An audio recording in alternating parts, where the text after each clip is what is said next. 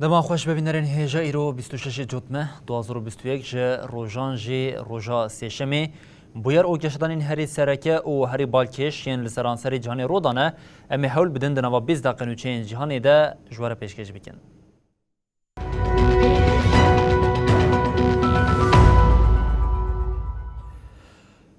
ولی جارکن دما خوش ببینرین هیجا لپارزمین آفریقا جه 1955 و 210 جاران darbe yan jê hewldanên darbeyê pêk hatiye hinek ji van bi ser ketin û hinek jê negeştin armanca xwe herî dawê li Sudanê careke din darbe pêk hat. Artêşa ku darbe pêk anî li nava welat rewşa awarte gihand di xwepêşandanên li dijî darbeyê de 10 kes hatin kuştin û 140 jî birîndar bûn. Li ser paytext Xertomê jî dumanê reş bilind bûye. Wezareta Parastinê ya Amerîka Pentagonê jî ragand ku ew ji rewşa li welat بفکارن.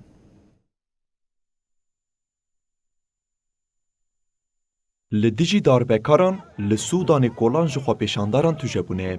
سودانیین که رژیم 30 سالیا عمر البشیر خلاص بوین لدیجی ارتش هلوست خو نشان دادن. دوه لسودان ارتش بگیرتنا هندک برپرسان داربه بیکانی بون. لوالات که هجمار خو 40 میلیون نفوسه آلوزی زیده بویه. خو پیشاندارین داکتن کلانان جی بون هدف لشکران. ده انجام شر و پفچونان دا 10 کس هاتن کشتن و 140 جی بریندار بون. آژانس رویترز اف آگاهیین خوا سپارچ افغانیه که خویش ریوبریا تندرستیه. بریندار جبون نخوشخانه هاتن و گوهستن.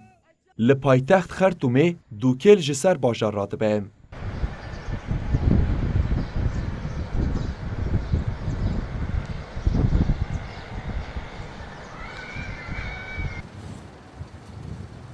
دولتین یکبویین امریکا یکیتی اوروپا و نتوین یکبوی دربه شرمزار کرن. لسرانسری ولات کهربا و اینترنت هاتیه خود کرن. او یک جی بو سدما کو تکلداری روشال ولات آگاهی درنگورن پارو کرن. هر وها لشکران آویتن سر ناوند رادیو و تلویزیونی و گلک خباتکار بنچاف کرن. خو پیشانداران کوچه و کلان لپایتخت خرطومی گرتن. الشعب السوداني رفض أن يحكمه فرد. دو سروکی مجلس سروریا سودانی عبدالفتاح برهان بریا تلویزیون داخویان یکتا. برهان روش آورته را گهاند و ارکا مجلس سروریه و دسته وزیران بطال کرد. برهان را گهاند که حتی 2023 و ریوبریا ولات دست ارتشی ده به.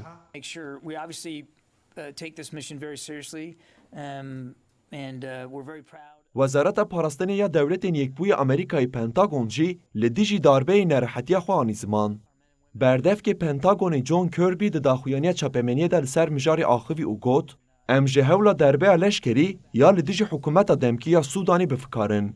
لپارزمین آفریقا جسال 1955 و 210 جاران داربه یان جهولدان داربه پیکاتیه.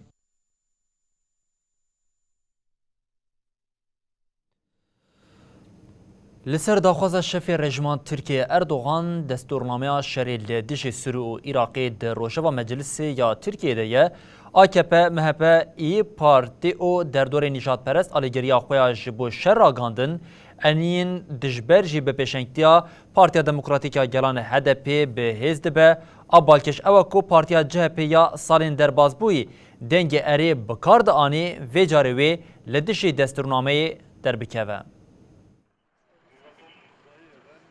دولت ترک آبدهی سالان لدیجی باکور کردستان شهر قرکرین بریوید به جکشتنا کردان تیرنابه. جبر وی اکی ایریش باشور و روژاوای کردستان دیگه. وی اکی جی دبن ناو اپراسیون در سینور این قاشو جبو اولهی خو بیکتینه. جبو وی شهر قرکرین جوتمه هر سال دستورنامه به ناو اپراسیون در سینور لعراق و سوریه دبر روژاوا مجلسه. ایرو دنگدانا جبو وی دستورنامه جاره گدن تیکرن. برواجی سالین در باسپوی دنگدان وی جبو 2 سالان وره کرن. Ev yek tê wateye ku rejima Türk dixwaze bi gurkirina şerê li dijî Kurdan xwe bigihîne sala 2023-an. Di serî de HDP saziyên gel ên demokratîk dijberiya xwe a li hember destûrnameya şer eşkere kirin. Tişta balkêş ew e ku partiya CHP ya heta dengê erê bi kardanî vê carê helbesta xwe guhart. Cîgirê serokê Koma Partiyê Özgür Özel eşkere kir ku ew ê li dijî destûrnameya şer dengê nabikarbînin. Partiya Nijadperest MHP ku bi dijminahiya xwe a li hemberî Kurdan tê naskirin, weke her carî diyar kir ku ew ê bi keyfxweşî şerê li dijî Sûriye û Iraqê erê bikin. İYİ Partî ku xwedî heman têgeha MHP jî ragihand ku ew ê dengê erê bidin daxwaza operasyona Dersînor a Erdogan. Partiya Deva ya Ali Babacan ku tenê yek parlamenterê wê li meclîsê heye, wê ji bo destûrnamê dengê erê bikarbîne. Partiya ku bi salan e li dijî siyaseta şer xwedî yek helwest HDP ye. HDP destûrname wekî rêya têkçûna rejîma AKP MHP binav kir. Hevseroka Partiyê Pervîn Buldan têkildarê mijarê wiha axivî. Ji ber ku AKP dizane ew ê hilweşe, vê carê dixwaze destûrnameyê ji bo 2 salan dirêj bike. Partiyên cep, sosyalîst û rêxistinên civaka sivîl jî hemfikrin ku destûrname wê tenê rê li ber kuştina mirovan veke û ji ber vê yekê dibêjin ew ê dengê nabikarbînin. Krîza dîplomasiya di navbera Tirkiye û welatên Rojavayê de bûye cihê bertekan. Serokkomarê Tirkiye Erdogan îddia kir ku sefîrên 10 welatên daxwaza berdana karsaz kavala kirine destwerdan li karê wan yê navxweyî kiriye. Her wiha Parlamentoya Ewropa gefa Erdogan ya dersnorkirina sefîran weke hewildana dixwaze bal li ser pirsgirêkên lezgîn dûr bixîne pênase kirin. Di navbera Ankara welatên Rojavayî de ji 18 cotmehê ve krîza diplomatan xwe daye der. Serokkomarê Tirkiye Recep Tayyip Erdogan yê di nava aloziyên hindir û ji derve de maye careke din dixwaze bihêzbûna xwe nîşan bide. Vê carê jî Erdogan bêtehmûliya xwe ya ji bo gotina azadiyê nîşan da. Erdogan daxuyaniya balyozan a ew li gorî madeya 41 a peymana Viyana tevgeriyane. Weke ji şaştiya xwe vegeriyane şîro vekir. Raportorê daîmî yê Parlamentoyê yê Tirkiyeyê Nacho Sanchez û serokê delegasyona Parlamena Yekîtiya Ewropayê Tirkiye Sergey Lagondinskey li ser mijarê daxuyaniyek dan û wiha got. Yîn ku biryara berdana Osman Kavala weke berpirsiyariya Tirkiyeyê diyar kirî, ne ev sefîr an jî hikûmetan wanin. Yê fermana vê ya demildest bê berdanê di kanûna 2019 de ye. Dadgeha mafên mirovan a Ewropayê ye. Piştre ev bi 6 biryaran û bi biryara demkî ya Komîteya Wezîran a Konseya Ewropayê re hatiye nûkirin. Ji ber vê Tirkiye neçar e ku weke biryara dişibe ya Salahdîn Demirtaş pêk bîne û divê rêz bide biryara vê dadgehê. Niha hewildaneke ji bo pêşiya rexneyên ji derveyî welat bêne bigirin ji bêşansiyê jî wê de tire. Di gel van pêşketinên xemgîn jî wê helwesta me ya têkildarî demokratîbûna Tirkiye û doza Osman Kavala neguhere. Em hên li ber qeyraneke cidî ya ku pêşiya wê digire bêgirtin a diplomatîk de ne. Aliyên careke din bang li Tirkiye kirin ku têkildarî dozên Osman Kavala û Salahdîn Demirtaş li gorî peymanên navneteweyî û biryarên dadgeha mafên mirovan a Ewropayê tev bigerin. Krîza diplomatan di Rojava Wezareta Karên Derve ya Amerîkayê de bû. Berdevkê wezaretê Ned Price di daxuyaniya çapemeniya rojane de li ser mijarê bersiva persên rojnamavan da û got. Rêveberiya Biden li ser pêşaniyên hevpar bi Tirkiyeyê re li hev kiriye. Digere û wekî hemû hevalbendên NATOyê em ê ji bo çareserkirina nakûkiyan diyalogê bidomînin. Price anî ziman ku ew ê balyozê xwe venekişin. İsraîl xwe ji bo êrişeke li dijî Îranê perwerde dike. Çapemeniya İsraîlê ragihand ku hêzên hewayî yên İsraîlê ji bo êrişeke li dijî navendên nuklerî yên Îranê wê dest bi perwerdeyê bikin. Dünüçe rojnamaya Times of İsrail'e de hatta iddia kirin ko artişa İsrail'e de mehindawiye de lezdaya amadekariyen xwe yên ji bo gefên leşkerî yên li ser navendên nukleeriyên İranî. Dünüçe de hatta ragandin ko piştî peymana 2015 bi rêveberiya Tehranê re hatta imzekirin İsrailê mijara êrişa leşkerî xiste rêza duyemîn. Hatta gotin berjwendiyên êrişa leşkerî ji bo Tel Avivê dîsa girîng bûye. Devletên Yekbûyên Amerîkayê 2018 ji peymanê vekişiya. Hate destnîşankirin ku hin planên êrişî yên İsrailê li dijî navendên nukleeriyên İranê pêşnûmene û dibe ku di demekekên de jî amade bibin. Ji bo hinek ji wan jî bibin biryar pêwîstî bi qasî salekê dem heye. Di raporê de hate iddia kirin ku amadekariyên êrişeke navenda nukleerî yên Tehranê dike armanc ji bo artêşê bûya gava yekemîn û perwerdeya wê jî wê bi serê salê re dest pê bike. Hejdê cotmehê ji kanala 12 a İsrailê ragihandibû ku Tel Aviv tevî bütçeya leşkerî 1.53 milyar dolar din ji bo hêzên leşkerî jî zêde kiribû.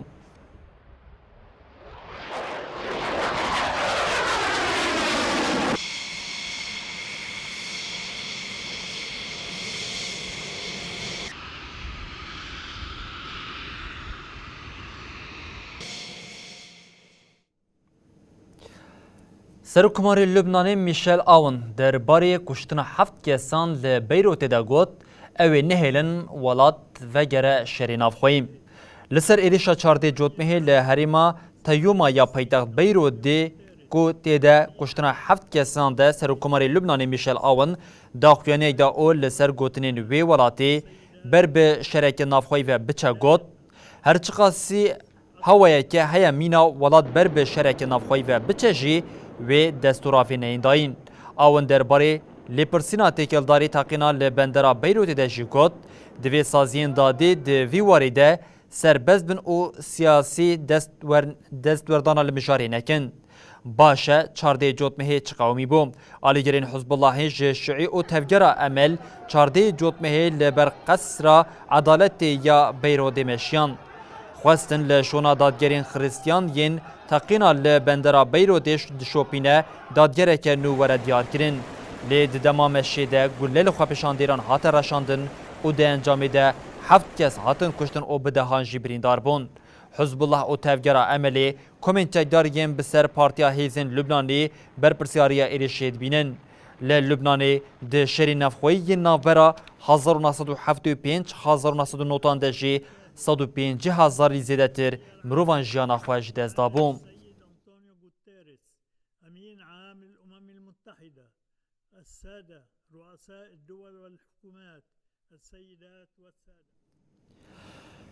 Li derya reş Rusya çekên xwe diceribîne fîloya Rusyayê ya deryaya reş mûşekên bi kompleksên bal û otes ceribandin. Ev ceribandin hem li nava deryayê û hem jî li herîmên peravê deryayê pêk hatin. Fîloya derya reş têkeldarê tedbîqata ku pêk anîne daxuyaniyek da. Di daxuyaniyê de hata gotin di dema tedbîqatê de mûşeka Progres a armanca otes jiv firqeteyna Amriyal Gorbaçov hatiye avêtin. Sîstema parastina hewayî beriya mûşek li armanca xwe bikeve bi 40 kilometreyan bi serkeftî hatiye bêbandorkirin. Mûşekên di çarçoveya bal de hatine avêtin jî çeperên hatine diyarkirin tinekirine. Ji bo pêkanîna tedbîqatê ji asmanên welat li firînê heta demekî hate qedexekirin. Her wiha ji bo parastina fîloya derya re jî 20 keştiyên şer û piştavaniyê jî hatin erkdarkirin.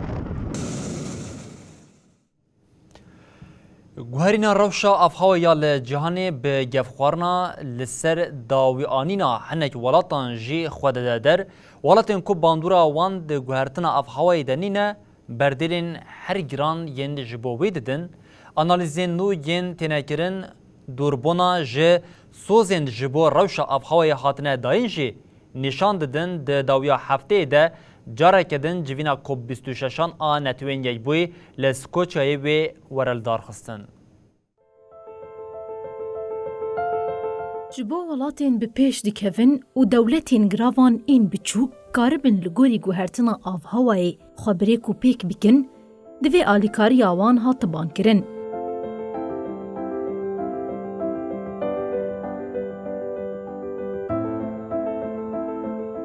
ev yek jî biriya danûstandinan bihata kirin ku alîkariya welatên pêşketî yan ji van welatan piştî di 2025 salane di ser 100 milyar dolarî bûye.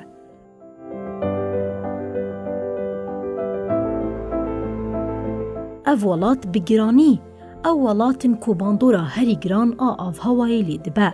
Lê di mijara emîsyona global de ya ku di bes sedema germahiya global para wan gelekî kême.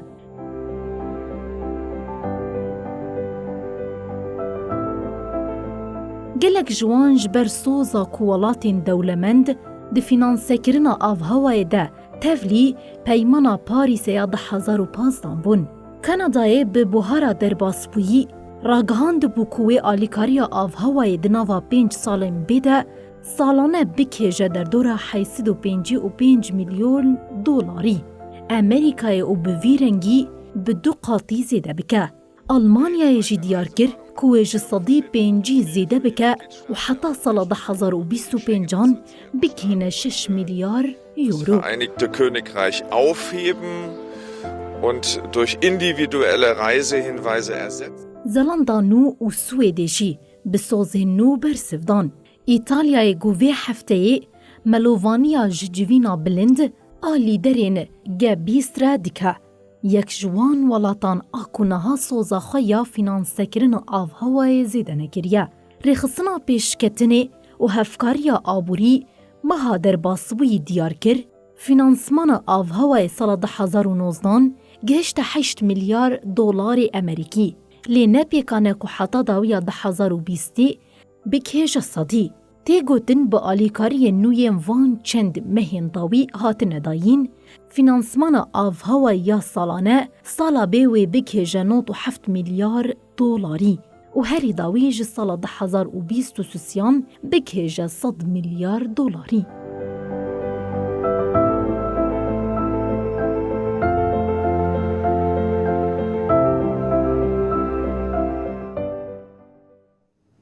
بله هر گوهرینا avhavaya êdî li tevahiya parzemînên cîhanê xwe denîşandan kêm zêde her parzemînek ji vê guherniyê bandoreke xwe ya diyarker digire netewên yekbûyê ragihand ku sala herî germ a parzemîna Asyayê sala 2020 bû tevî bi mirina bi hezaran kesê di warê aborî de jî bi milyaran dolar ziyana aborî li welatên li parzemîna Asyayê bûye.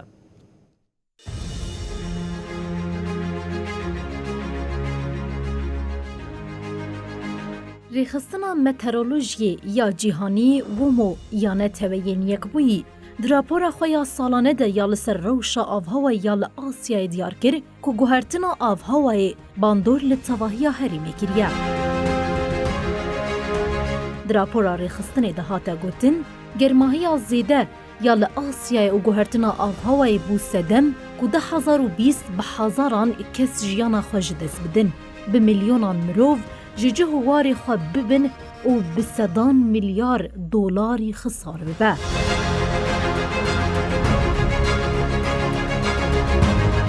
Di raporê de hate gotin pêşketina domdar di bin metirsiyê de ye.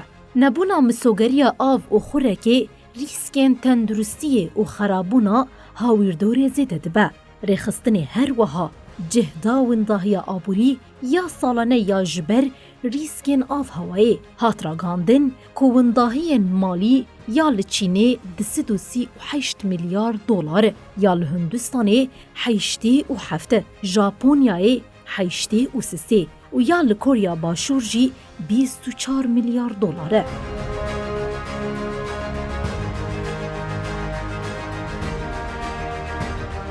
Sekreterê giştî yê WMO Petriti Talas bi daxuyaniyeke nivîskî got دی سری ده لهی باهوز زواتی ریسکین هوا و آف هوای باندوره که گران لگلک ولاتین لهری میگریه. ده سال 2020 فلاکتین لهی و باهوز باندور لنیزی 5 میلیون کسی کر و زیده 5,000 کسی جیانا خوش دستان. Breaking records in temperatures, we have been breaking records in greenhouse gas concentrations, especially carbon dioxide. لگوری راپوری سال 2020 جپلیا 1.39 آگر ماهی در باز بو و دنافبرا سال 1981 و 2010 ده بو سال هری گرم لآسیایی. سال 2020 لأقیانوس هند، پاسیفیک، ارکتیک گرماهی آوی گهشتا آستا رکوری.